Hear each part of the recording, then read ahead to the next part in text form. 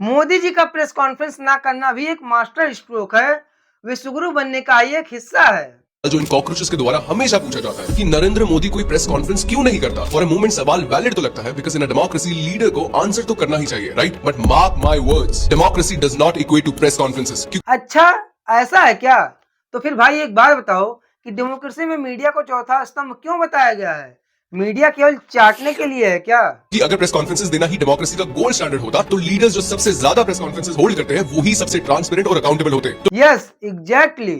होते नहीं, उनको होना पड़ता। क्या तुम मानने को तैयार हो कि डोनाल्ड ट्रंप सबसे ज्यादा अकाउंटेबल एंड रिस्पांसिबल लीडर है? बिकॉज ट्रंप के कांस्टेंट प्रेस इंटरेक्शन से डेमोक्रेसी से उतनी नहीं हुई जितनी global mockery and credibility eroded हुई है। ओह, वेट वेट वेट, तुमने पहले लाइन में क्या बोला था? से ट्रांसपेरेंट और अकाउंटेबल होते। और जब अभी ट्रम्प की बात कर रहे हो, फिर तुमने क्या बोला है? हम सबसे ज्यादा अकाउंटेबल एंड रिस्पांसिबल लीडर है। बिकॉज तुमको ट्रांसपेरेंसी और रिस्पॉन्सिबिलिटी का मतलब नहीं पता है, या फिर कोई एजेंडा सेट कर रहे हो? इस चमन होती को यही नहीं क्लियर है कि प्रेस कॉन्फ्रेंस कोई वॉशिंग मशीन नहीं होता है जो किसी गधे को अकाउंटेबल और रिस्पॉन्सिबल बना देगा। इसका काम केवल इतना होता है कि चुने हुए लीडर से लाइव क्वेश्चंस कर सके और उससे क्रॉस क्वेश्चंस कर सके और उस नेता के बनाए गए पीआर इमेज को नंगा कर सके, inform people about their leaders. और यही रीजन है कि ट्रंप 2020 का चुनाव हार गया था।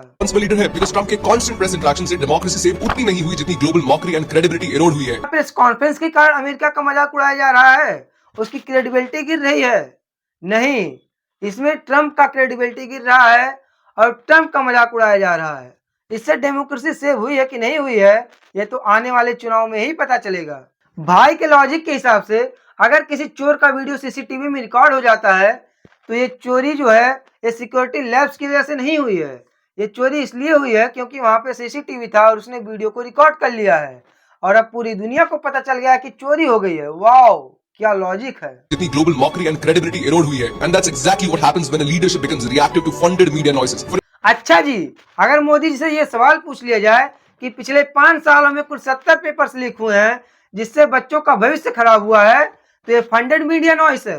अगर मोदी जी से ये सवाल पूछ लिया जाए कि जब क्रूड ऑयल सस्ता था तब आप जो है पेट्रोल प्राइस बढ़ा के जनता का तेल निकाल रहे थे, तो ये फंडेड मीडिया नॉइस है। अगर मोदी जी से ये सवाल पूछ लिया जाए कि अपने मित्र को फायदा पहुंचाने के लिए 5 देशों की यात्रा कर रहे हैं लेकिन इनसे मणिपुर का वायलेंस नहीं संभाला जा रहा है और इनका कोई मास्टर स्ट्रोक वहां पे काम नहीं आ रहा है, तो ये फंडेड मीडिया नॉइस है। आज हमारा देश जिस भी स्थिति में है ये सब कुछ इस बिकाऊ मीडिया की वजह से है, इन दलाल पत्रकारों की वजह से है, क्योंकि ये सत्ता से नहीं विपक्ष से सवाल पूछते हैं, तो उनके साथ स्क्रिप्टेड इंटरव्यू करते हैं। आपका क्या विचार है कमेंट सेक्शन में बताइए और अगर नए हो तो फॉलो कीजिए। मिलते हैं नेक्स्ट पार्ट में।